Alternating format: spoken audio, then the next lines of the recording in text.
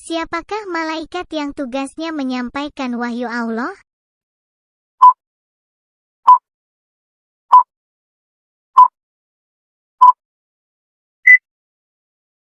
Malaikat Jibril menyampaikan wahyu dan meniupkan roh pada janin. Kamu pasti sering mendengar tentang malaikat Jibril, bukan? Malaikat ini memiliki tugas utama untuk menyampaikan wahyu dari Allah Subhanahu wa Ta'ala kepada para rasul. Selain itu, malaikat ini juga memiliki tugas lainnya berupa meniupkan ruh pada setiap janin yang masih ada di dalam kandungan. Sekarang ini Nabi dan Rasul sudah tidak ada, sebab Nabi Muhammad SAW telah menjadi Nabi dan Rasul terakhir.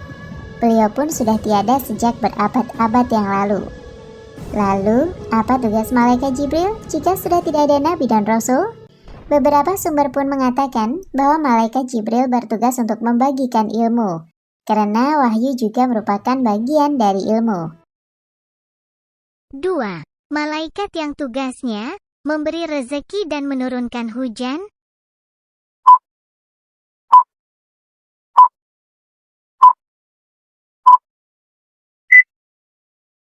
2. Malaikat Mikail. Tugasnya memberikan rezeki pada makhluk di dunia. Malaikat selanjutnya adalah malaikat Mikail. Tugas utama dari malaikat Mikail adalah memberikan rezeki kepada seluruh makhluk hidup yang ada di bumi. Jadi rezeki tersebut tak hanya untuk manusia saja, karena bentuk rezeki dari Allah itu bermacam-macam. Selain membagikan rezeki, malaikat Mikail juga mempunyai tugas untuk mengatur hujan, angin, dan juga tanaman. Semua kendalinya ada di tangan malaikat Mikail atas izin Allah Subhanahu wa Ta'ala. 3. Malaikat yang tugasnya meniup trompet sangkakala.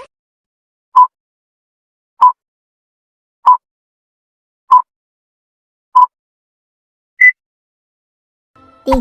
Malaikat Israfil. Tugasnya meniup sangkakala pada hari kiamat. Malaikat ketiga yang harus kamu imani adalah malaikat Israfil. Malaikat ini mempunyai tugas utama untuk meniupkan sangkakala pada hari kiamat nanti. Sangkakala sendiri adalah sejenis trompet, di mana saat Allah menyuruh malaikat Israfil meniup sangkakalanya ketika hari kiamat tiba, maka seluruh makhluk hidup bernyawa di dunia akan mati. Kemudian, Allah akan menghidupkan malaikat Israfil kembali dan menyuruhnya untuk meniup trompetnya lagi. Tiupan kedua ini berisi semua roh makhluk hidup yang nyawanya sudah tercabut. Setelah trompet ditiup, roh akan kembali ke jasad masing-masing dan hidup kembali. Pada saat inilah yang dinamakan dengan hari kebangkitan. 4. Malaikat yang tugasnya pencabut nyawa.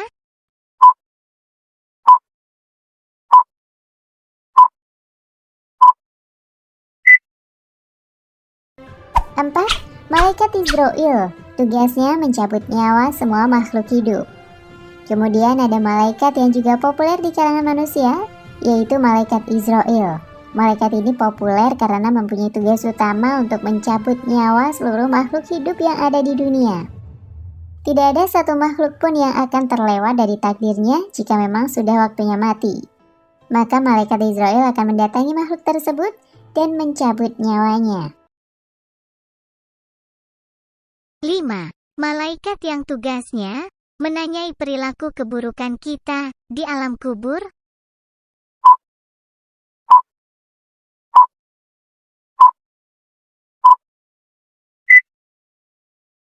5. Malaikat Mungkar. Tugasnya menanyai orang di dalam kubur.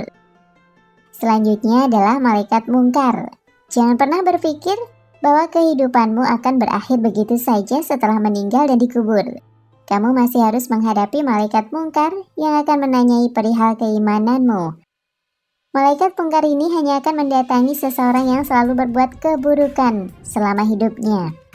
Malaikat Mungkar diceritakan akan datang kepada manusia yang sudah dikubur dengan wujud yang menyeramkan. Ia membawa godam sebagai senjata. Jika orang tersebut tak bisa menjawab pertanyaannya, maka manusia tersebut akan dihantam dengan godam hingga hancur. Kemudian dibangkitkan dan ditanyai kembali. Jika masih tidak bisa menjawab, akan dihancurkan lagi.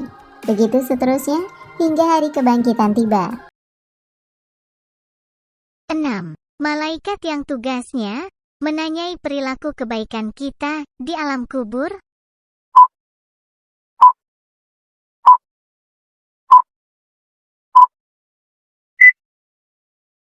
6. Malaikat nakir. Tugasnya menanyai orang yang sudah dikubur. Malaikat nakir memiliki tugas yang serupa dengan malaikat mungkar. Bedanya, ia hanya mendatangi orang yang berbuat baik selama hidupnya. Ia juga memiliki wujud yang lebih indah untuk dipandang. Orang-orang yang didatangi oleh malaikat nakir ini akan masuk ke dalam surga. 7. Malaikat yang tugasnya mencatat amal kebaikan.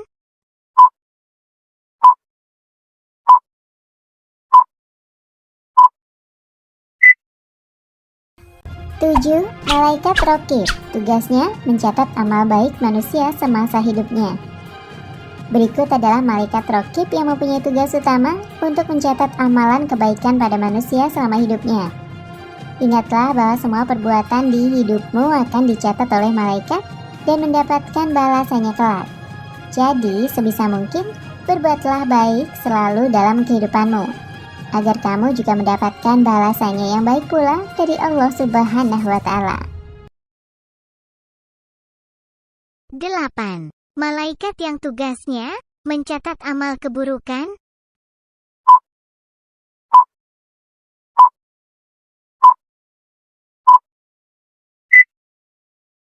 8. Malaikat atid. Tugasnya mencatat amal buruk manusia. Berkebaikan dengan malaikat raqib, malaikat atid ini mempunyai tugas untuk mencatat amal buruk manusia. Jika kamu berniat untuk melakukan hal buruk, jangan lupa bahwa malaikat atid siap untuk mencatatnya. Ingatlah juga bahwa Allah Subhanahu wa Ta'ala selalu melihatmu dan mengetahui apapun yang kamu perbuat. Jangan sampai kamu menjalani kehidupanmu dengan penuh perbuatan buruk. 9. Malaikat yang tugasnya menjaga pintu neraka.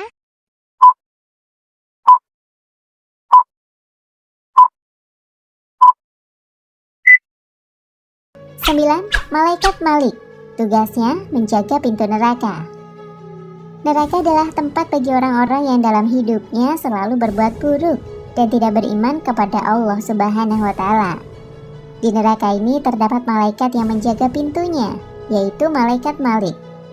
Hal ini seperti yang sudah disampaikan dalam surat At-Tahrim ayat 6 yang artinya, "Hai orang-orang yang beriman, peliharalah dirimu dan keluargamu dari api neraka yang bahan bakunya manusia dan batu.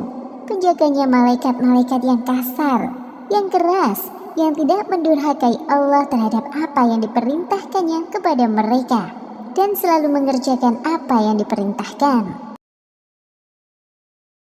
10. Malaikat yang tugasnya menjaga pintu surga.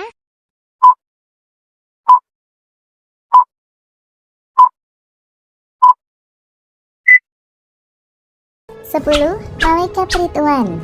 Tugasnya menjaga pintu surga. Malaikat terakhir yang perlu diimani adalah malaikat Ridwan. Jika malaikat Malik adalah penjaga pintu neraka, maka malaikat Ridwan yang bertugas untuk menjaga pintu surga. Hal ini juga sesuai dengan surat Al-Baqarah ayat 25 yang berbunyi, "Dan sampaikanlah berita gembira kepada mereka yang beriman dan berbuat baik, bahwa bagi mereka disediakan surga-surga yang mengalir sungai-sungai di dalamnya. Setiap mereka diberi rezeki buah-buahan dalam surga-surga itu. Mereka mengatakan, inilah yang pernah diberikan kepada kami dahulu. Mereka diberi buah-buahan yang serupa, dan untuk mereka di dalamnya ada istri-istri yang suci, dan mereka kekal di dalamnya." Bagaimanakah kisah Sayyidina Umar bin Khattab melawan malaikat maut?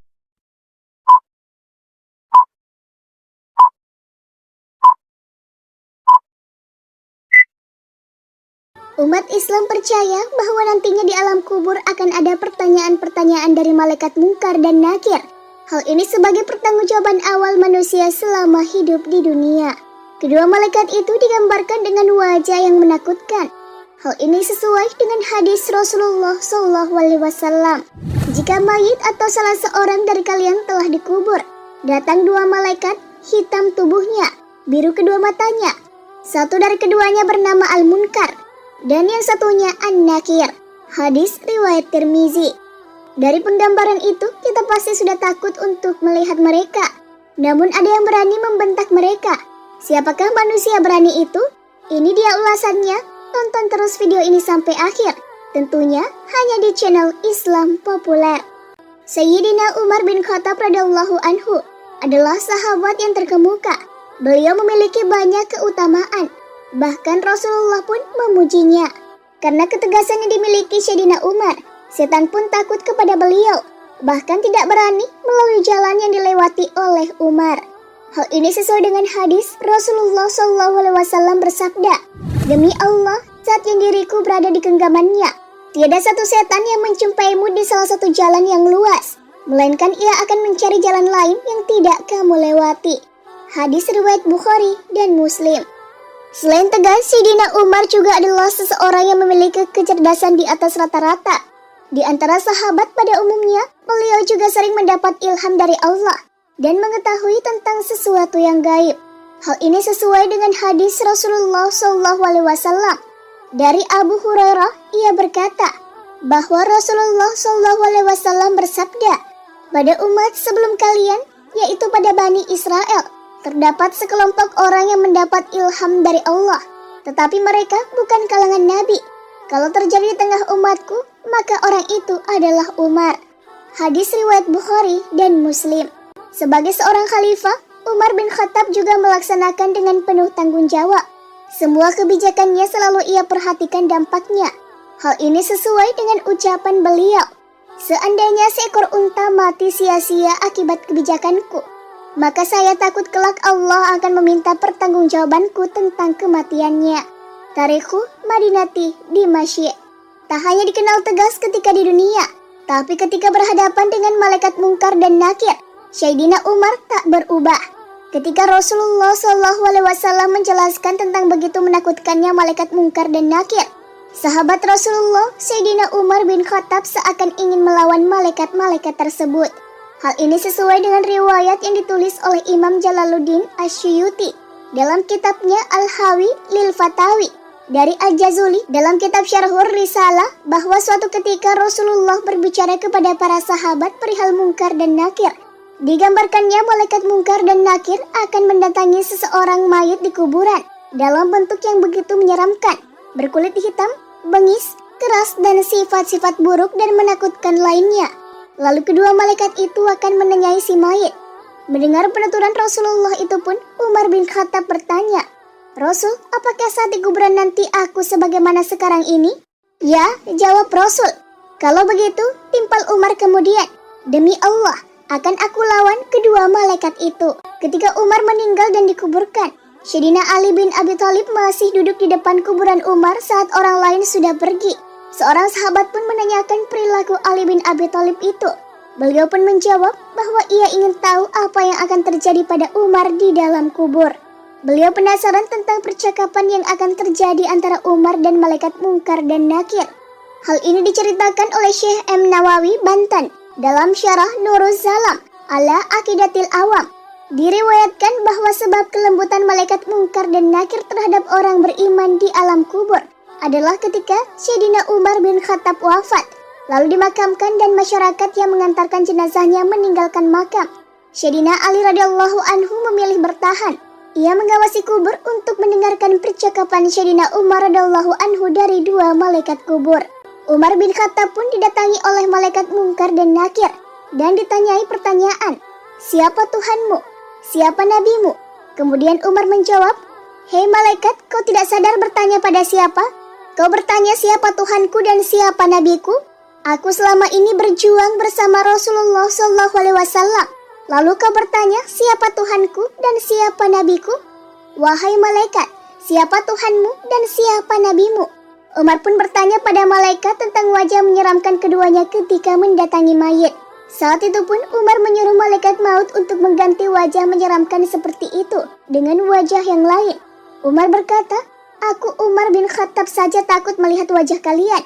Bagaimana dengan umat muslim lain yang lemah? Ganti dengan yang lebih bagus. Sejak saat itu, malaikat mungkar dan nakir pun menampilkan wajah yang lebih ramah kepada jenazah baru dari kalangan orang yang beriman. Karena yang dikatakan oleh Umar bin Khattab. Sayyidina Ali pun memuji jasa Umar bin Khattab.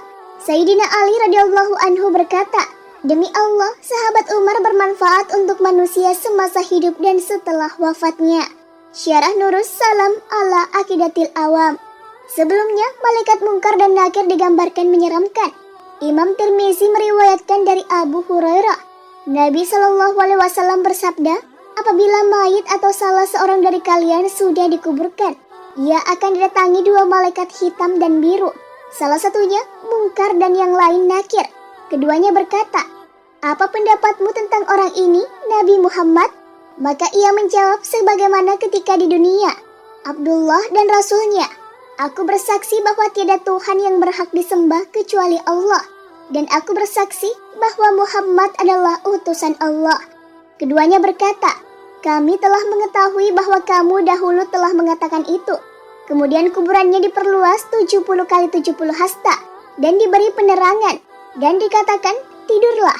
Dia menjawab, "Aku mau pulang ke rumah untuk memberitahu keluargaku." Keduanya berkata, "Tidurlah sebagaimana tidurnya pengantin baru. Tidak ada yang dapat membangunkannya kecuali orang yang paling dicintainya, sampai Allah membangkitkannya dari tempat tidurnya tersebut." Apabila yang meninggal adalah orang munafik, ia menjawab, "Aku mendengar orang mengatakan aku pun mengikutinya, dan saya tidak tahu." Keduanya berkata, "Kami berdua sudah mengetahui bahwa kamu dahulu mengatakan itu." Dikatakan kepada bumi, "Himpitlah dia." Maka dihimpitlah jenazah tersebut sampai tulang rusuknya berserakan. Dan ia akan selalu merasakan azab sampai Allah bangkitkan dari tempat tidurnya tersebut. Dihasankan oleh Albani dalam Sahih Tirmizi. Kisah tentang orang beriman yang menjawab dengan jawaban seperti Umar tak sedikit. Banyak ulama yang meriwayatkan kisah-kisah seperti itu. Salah satunya adalah Yazid bin Harun yang sewaktu ditanya kedua malaikat tentang siapa Tuhan dan Nabinya. Beliau menjawab, "Pertanyaan seperti ini diajukan kepadaku. Sementara 80 tahun lamanya aku mengajarkan jawabannya kepada banyak orang. Lalu kedua malaikat itu pergi meninggalkannya."